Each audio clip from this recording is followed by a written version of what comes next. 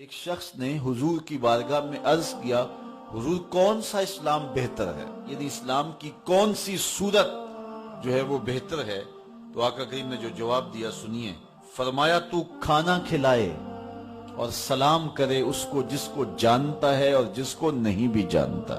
حضرت غوث اعظم رضی اللہ تعالی عنہ اسی حدیث کی تشریح میں کہتے ہیں، آدھا فقر بھوکوں کو کھانا کھلانا اور ننگوں کو لباس پہنانا ہے۔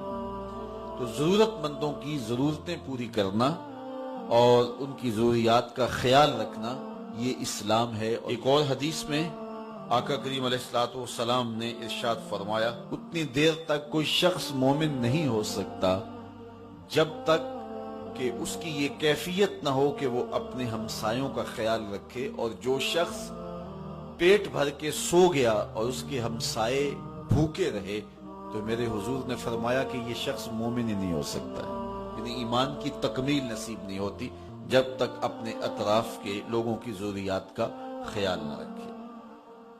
تو ایمان کیا ہے؟ ہماری جو سمجھ میں آیا، ایمان وہ ضرورت مندوں کی ضرورتوں کو پورا کرنا ہے، دکھیوں کا حال پوچھنا ہے، مریضوں کی عیادت کرنا ہے، بھوکوں کو کھانا کھلانا ہے، ننگوں کو لباس پہنانا ہے، پیاسوں کو پانی پلانا ہے۔ بلکہ ایک حدیث میں آتا ہے کہ اللہ تعالیٰ جل شانہ قیامت کے دن بندے سے کہے گا، ابن آدم میں بیمار ہوا تو میرا حال نہیں پوچھنے آیا، میں بے لباس تھا تو نے مجھے لباس نہیں دیا، اور مجھے تو نے کھانا نہیں کھلایا۔ تو وہ بندہ حیرت سے کہے گا، مالک تو بیمار ہوتا ہے؟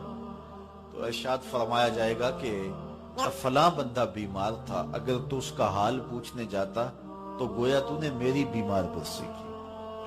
میرا فلاں بندہ بھوکا تھا، اگر تو نے اس کو کھانا کھلایا ہوتا تو گویا تو نے جو ہے وہ مجھے کھانا کھلایا ہوتا۔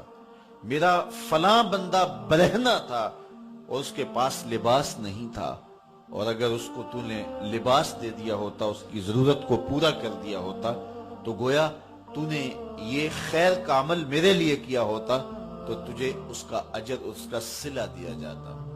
تو اللہ تعالی جل شانہ اپنے بندوں کو اپنے حقوق کے ادا کرنے کی تلقین بھی کرتا ہے اور اپنے بندوں کے حقوق کو ادا کرنے کی تلقین بھی کرتا ہے۔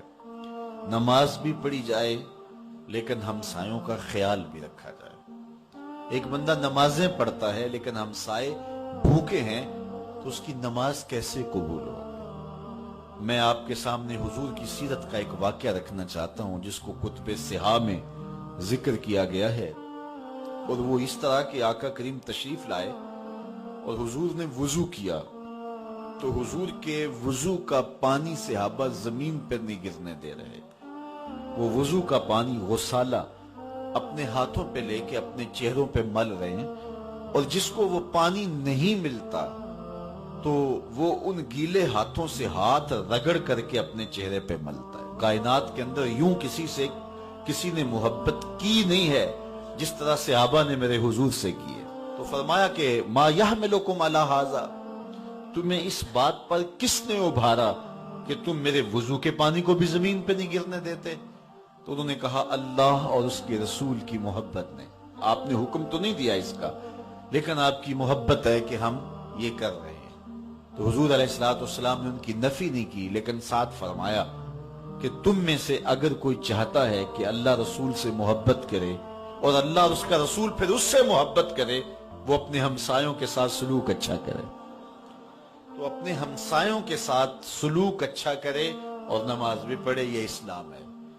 ہم ادھورا اسلام اختیار کرتے ہیں، پورا اسلام اختیار نہیں کرتے۔ نماز ہم پڑھیں گے، ہر سال عمرہ بھی کریں گے، حج پہ بھی جائیں گے، لیکن ناپ تول میں کمی کریں گے۔ تو یہ پورا اسلام نہیں ہے۔ پورا اسلام یہ ہے اپنی زندگی کے ہر انداز کو اسلام کے بتائے ہوئے طریقے کے مطابق ڈھال لو۔ حضور علیہ السلام جو دین لے کر آئے، جو اسلام لے کر کے آئے، وہ ہماری پوری زندگی پر حاوی ہونا چاہیے۔